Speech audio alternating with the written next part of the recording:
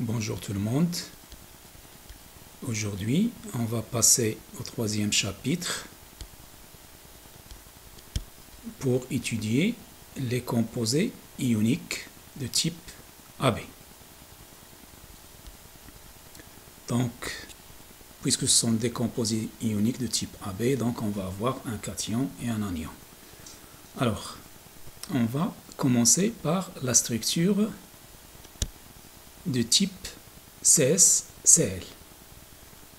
Alors, de quoi est constituée cette structure?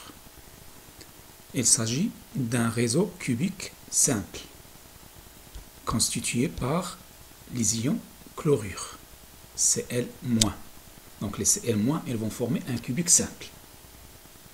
Donc au niveau du sommet. Et le Cs, le cesium, le cation cesium, il sera situé au centre de ce cube. Donc, au sein de cette structure, on peut parler de deux réseaux cubiques simples se déduisant les unes de l'autre par la translation 1,5 A, 1,5 B et 1,5 C. Alors, voilà le réseau cubique simple formé par les ions du chlore. Et voilà le cesium, il est situé au centre du cube. Je signale que les ions de chlorure, le Cl-, ils vont avoir une taille plus grande, puisque ce sont des anions. Généralement, les anions, ils ont une taille plus grande que les cations. Et le cation ici, c'est avec une petite taille. Donc, une sphère avec une petite taille. C'est très important et chaque fois, on doit respecter cette règle.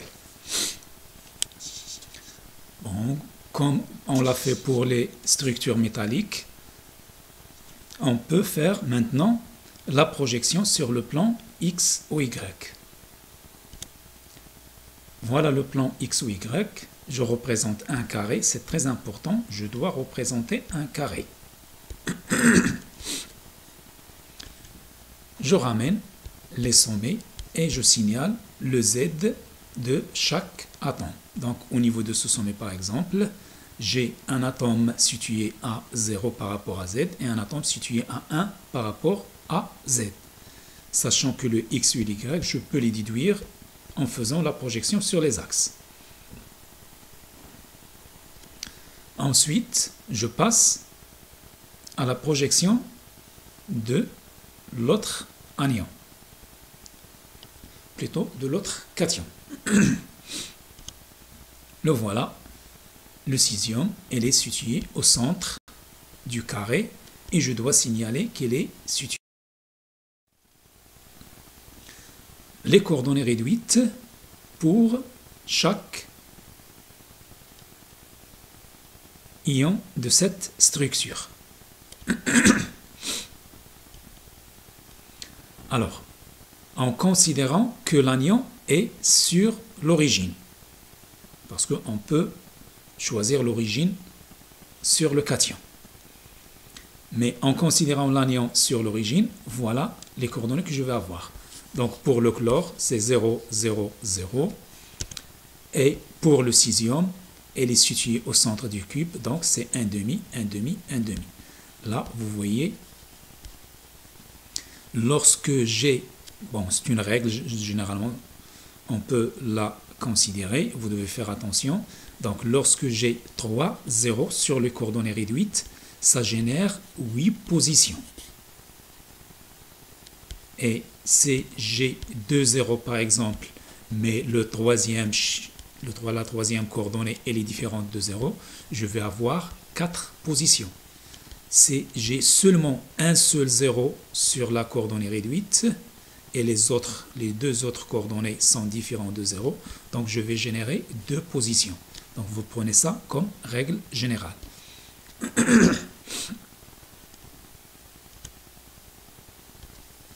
Alors maintenant, si j'applique une translation pour avoir l'origine sur le cesium, de manière générale, je fais le choix de façon que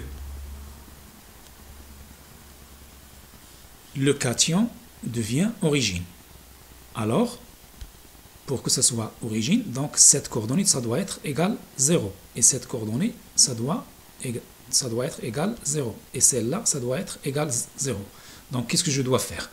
Donc, je dois rajouter un demi par rapport à x. Ça veut dire une translation de 1 demi selon le vecteur A. Le voilà. 1 demi selon le vecteur A.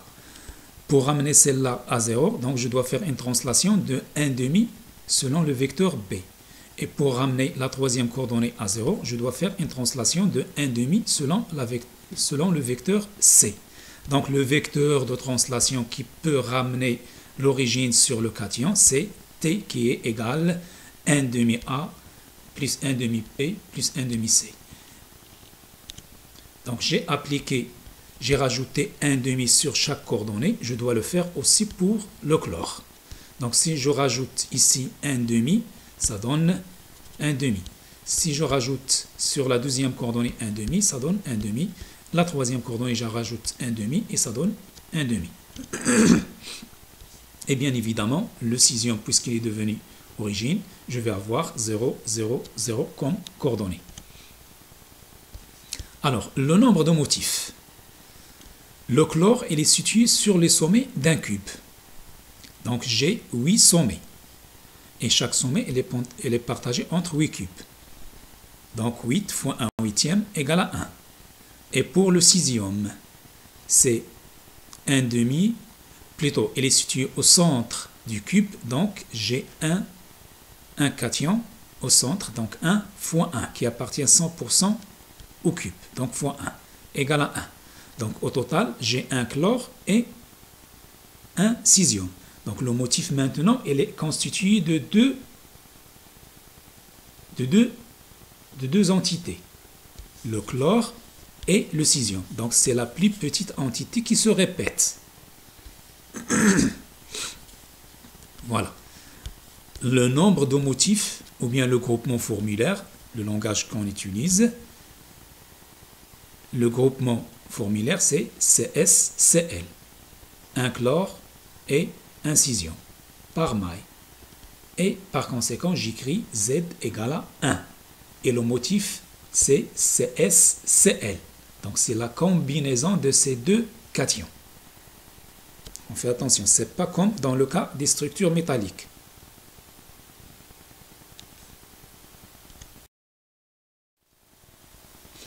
La coordinance. Pour cette structure, on a le sixième situé au centre d'un cube. On peut constater qu'elle est entourée de 8 ions chlore, Cl-, qui sont situés à la même distance. Bon, la grande diagonale divisée par 2, c'est A racine de 3 divisé par 2. On l'a déjà vu la dernière fois, comment on calcule la grande diagonale en utilisant les théorèmes de Pythagore. De même pour le chlore. Lorsqu'on a fait la translation, on a constaté que le sixième, il va former un cubique simple et le chlore, il sera situé au centre du cube. Donc, je peux conclure que le chlore, il est entouré aussi de 8 cations CS+, qui sont à la même distance, A racine de 3 divisé par 2. Donc, la coordinance, c'est 8-8.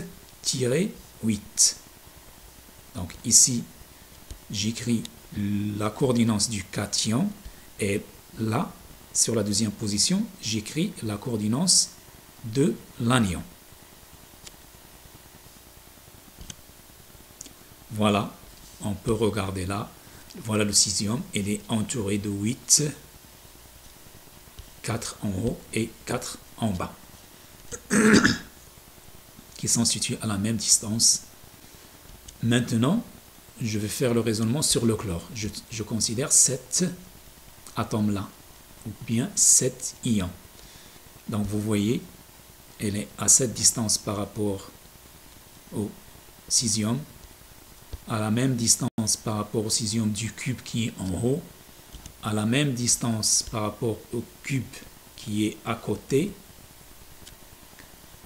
à la même distance par rapport au centre du cube qui est en haut. Et je vais avoir 8 autres sur les 4 cubes qui sont devant. Donc, je vais avoir 8 comme coordinates pour le chlore. Mais sinon, j'applique la translation et j'obtiens le chlore au centre d'un cube entouré par, et au sommet de ce cube, il y a le cesium.